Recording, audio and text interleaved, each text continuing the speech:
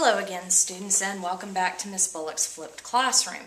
Today we're going to be working on the rhetorical strategy of a rhetorical question. A rhetorical question is a question that's asked in order to make a point and to make you think. It's not actually asked for you to answer.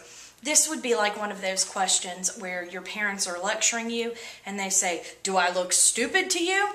You're not really supposed to answer that one. Instead, what they're trying to do is make a point that they're not, and also to make you think about the decision that you've made. So, let me give you an example that's actually from a famous speech. And this famous speech is called The Ballot or the Bullet, and it's by Malcolm X. It's actually a civil rights movement speech. It's very long. It's about a good 12 pages long. And it is a persuasive speech. Now, one of the lines out of this very long speech is, "The man is becoming richer and richer, and you're becoming poorer and poorer. And then what happens? The community in which you live becomes a slum."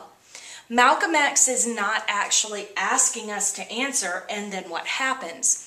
He's trying to make us think about what happens when one group of people is becoming richer and richer and another group of people is becoming poorer and poorer. He wants us to think about it. And he also wants to make a point. That's why he goes about actually answering the question himself. And he tells you the community in which you live becomes a slum if this is the case. So he answers his own question, but that question was only asked to make a point and to make us think. So, your question is, well, what does a rhetorical question do for me? Well, as an audience member, it helps me identify key ideas and details.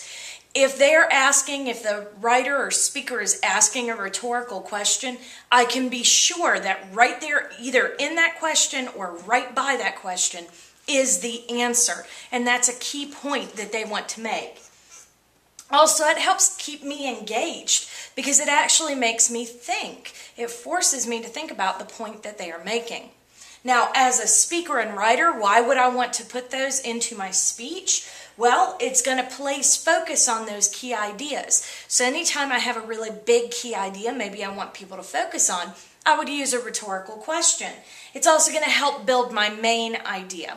So I can use those as supporting pieces. And then on top of that, it's going to keep my readers engaged, my audience engaged. So maybe if I have a big, long piece within my speech, and I want to make sure that they're actually listening to me, then I might want to throw in a rhetorical question in order to ensure that they are. Okay, so that's it for rhetorical questions. I'll see you in class. Don't forget to study for your vocab quiz, and we'll be playing with these soon. Thanks.